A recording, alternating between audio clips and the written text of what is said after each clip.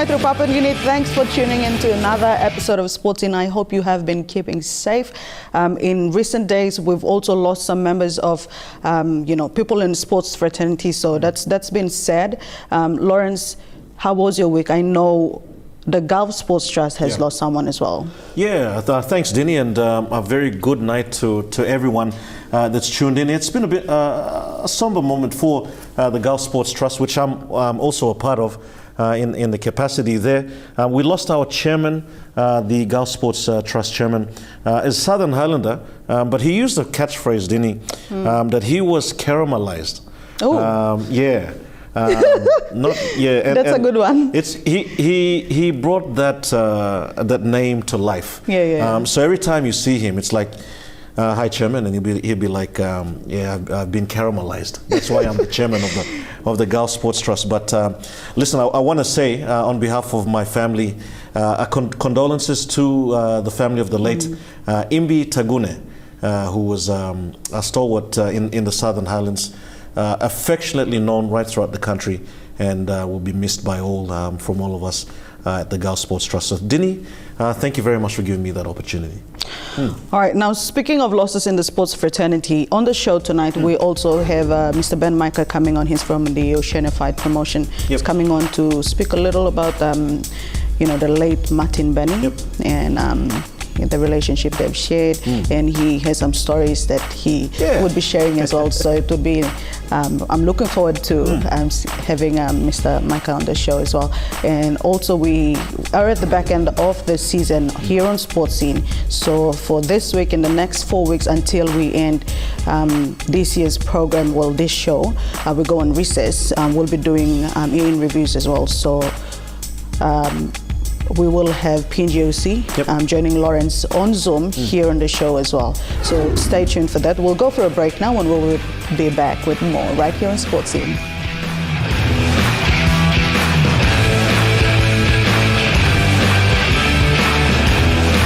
All right, good night, everyone. Welcome back to Sports Scene. It's time now to talk to the PNG Olympic Committee, and with us online via Zoom is Christopher Amini. Chris, bro, thank you very much for joining us tonight on Sports Scene.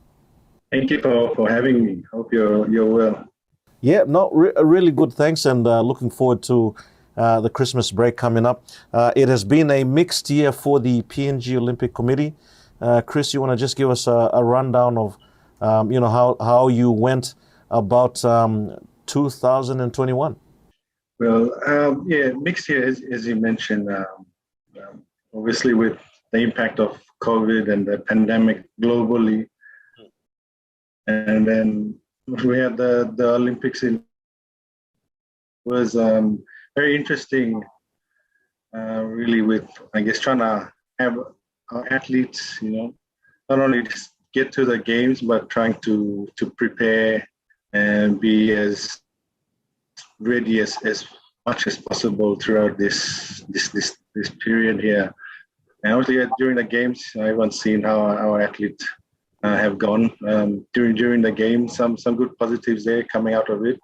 So coming up against the world's best is never easy, but a lot of lessons learned there, and we've taken that into account. Yeah. And looking forward to the next couple of years. But definitely some positives there for athletes. Many of them, their first time to the Olympic Games, to really have a taste of what it's like at the highest level possible. And we've gone back to the drawing board. We've evaluated all of that, analyzed, sat down with the different athletes and sports, and really looked into what we can do better.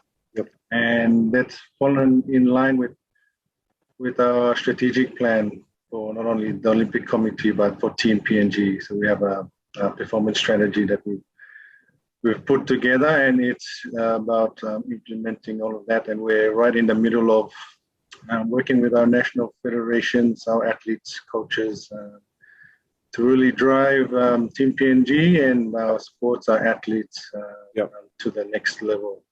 Yeah, Chris. But definitely an interesting year for us. No worries. Just as we said, interesting. You mentioned Olympics.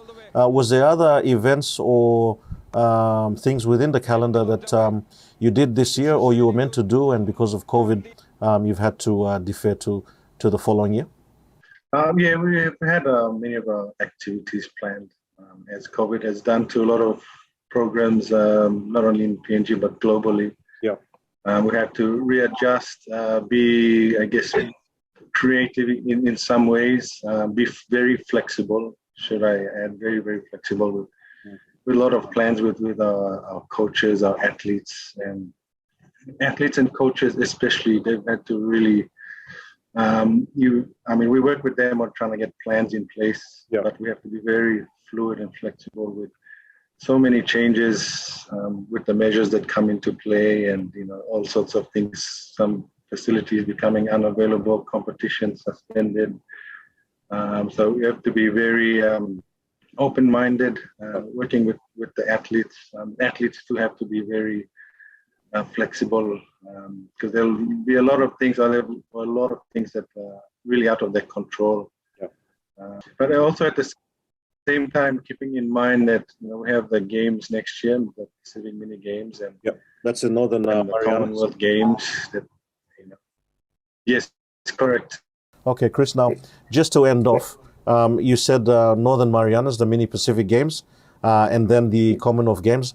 Those are the sort of two things the PNG Olympic Committee is working on, plus all the other programs, your fundraising drives. Those are the things you're working on now. Yeah, definitely. Our big picture is the Pacific Games 2023, and obviously the Olympic Games in Paris. Getting on to our Team PNG performance strategy. We obviously want to do a lot better with the Olympics, improve our performances. So we're looking that far ahead. So along the way, you have the mini games, the Commonwealth Games, part of that towards the preparation towards helping our athletes qualify for Paris, as well as the Solomon Islands 2023 Pacific Games. Those are big picture for Team PNG. So with the mini games next year and the Commonwealth Games, those are good lead up competition. No worries, Chris. Listen, thanks very much for the update. You guys are doing a tremendous job in the current pandemic that we're in, and look forward to more updates of Team PNG and the PNG Olympic Committee next year. But is there anything you want to say to your sponsors and the ones watching right now? Yeah, obviously our sponsors and our partners. Without them, a lot of our programs will not take place and would not happen. And providing that support to our athletes and coaches, especially KCH, that has recently joined us to help us to drive or implement our performance strategy. They are a new partner that we're looking to implement our performance strategy. So big shout out to KCH and all our partners there. Without them, as I mentioned, none of these programs would happen. But as I mentioned earlier, we're doing a lot of work with the national federations now. So just a reminder to a federation, we're trying to raise the level, like with performance on field, but off field stuff, governance issues and things like policies. So selection policies have been a big part of it. We want to make sure that if we're going to select the right athletes, right officials to attend these games, national federations need to really look at how they select their athletes to ensure we want transparent selection policies. So we're working with national federations on that, sports specific, that they're very clear, very transparent on how they want to select their athletes. No worries, Chris. Listen, thanks very much again for joining us here via Zoom. And, on behalf of all of us here, the crew, let me now say a warm well wishes and do stay safe during this time. Thanks, Lawrence, and thanks EMTV Sports Scene. All right, there we go. That's Chris Amini from the PNG Olympic Committee. We're going to take a short time out now, and we'll be back with more on Sports Scene.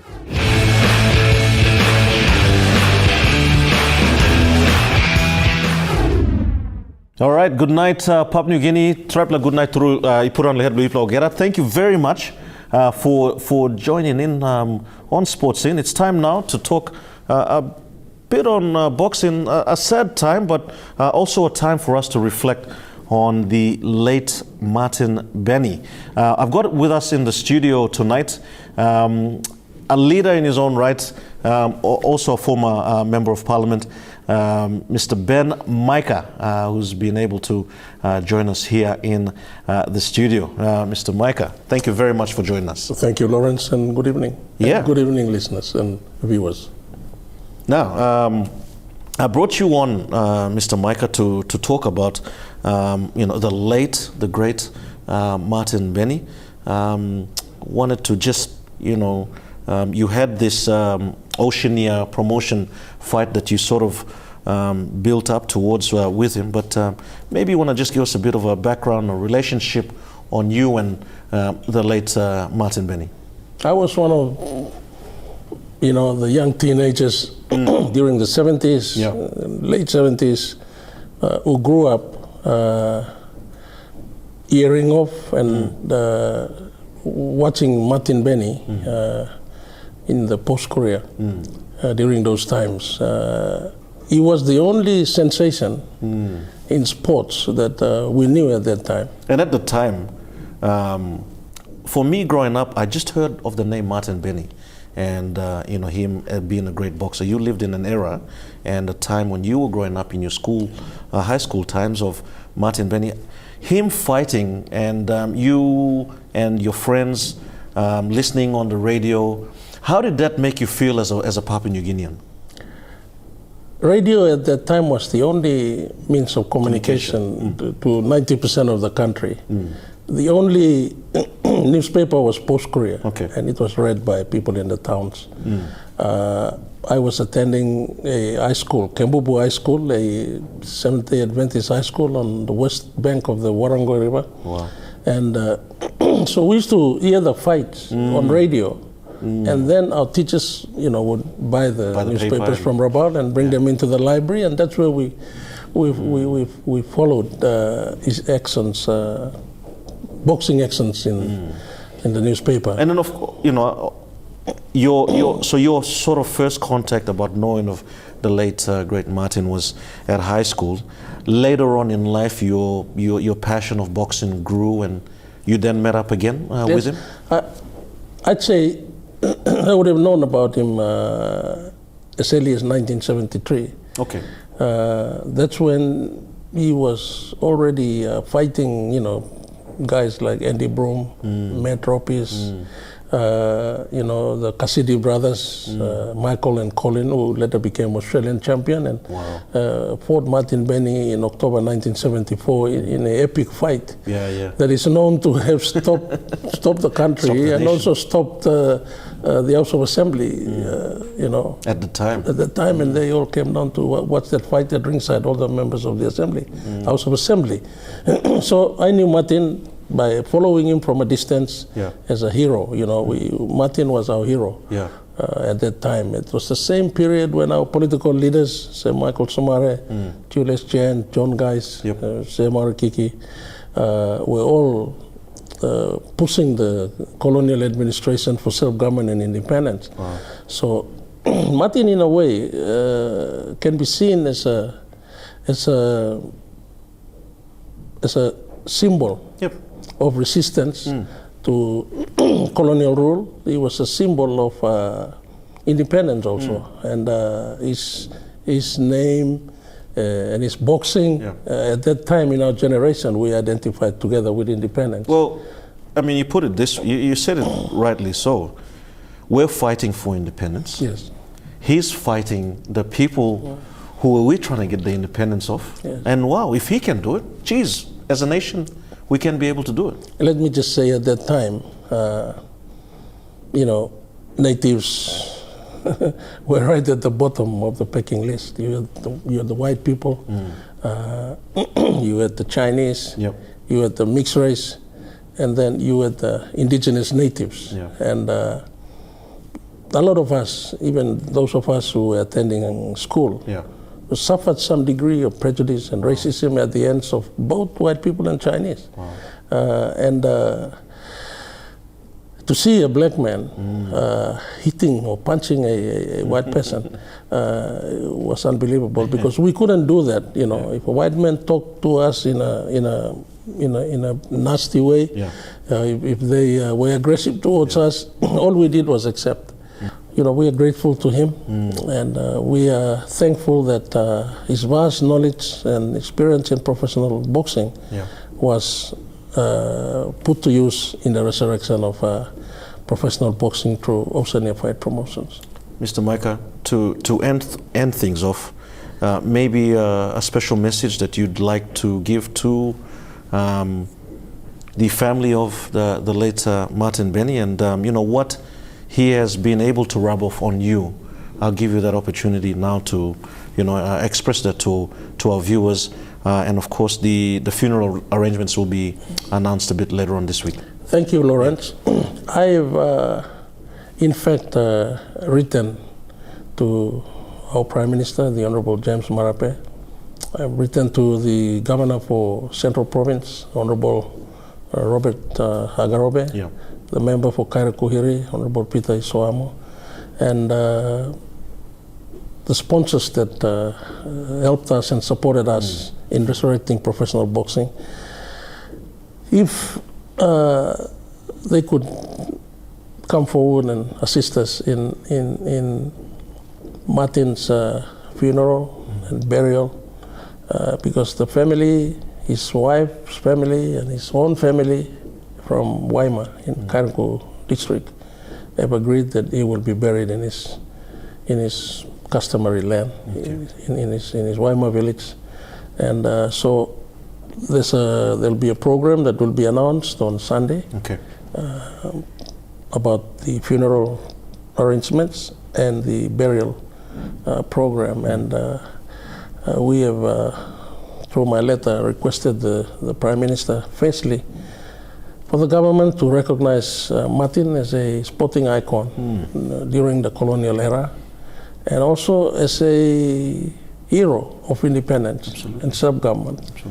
And then to give him a civic funeral ceremony and burial program in the village that produced him and brought him into the city and became who he is, and brought Papua New Guinea to the top of professional boxing at a time when the country was still under colonial rule, and he became #1 in the Commonwealth in the welterweight division, became #10 in World Boxing Council rankings in the world. And only John Yaba came after him, the late John Yaba, and went beyond and became featherweight champion in the Commonwealth division and challenged for the featherweight world title belt year in 1979 with Eusebio Pedrosa of Panama. So he is indeed and truly a pioneer. He is indeed truly a trailblazer in not only sport, but like I said earlier, he can be associated together with our struggle to become self-governing people, to become independent people, and to realize that we, like all other people of the world, can contribute in whatever way we can. At that time, we didn't have pilots and very few doctors and teachers, but we didn't have engineers, we didn't have all the professional people, lawyers that today, making their name in an independent Papua New Guinea. We had few people we honored and we supported and respected our political leaders. But the man that I'd say majority of Papua New Guineans saw as a hero for the fight for freedom is none other than the late Martin Benny. So I'd like to thank those people who supported him then, Phil Harris, his trainer, and others. And the people of Waima, thank you. People of Central Province, thank you for producing a hero in the late Martin Benny. Well, listen, Mr. Micah, thank you very much for coming. From all of us here at the Sports Scene studio, the crew here, we want to also pass our condolences to the family, to the village, and to everyone on the passing of the late Martin Benny. We'll take a short time out now, and we'll be back with more on Sports Scene.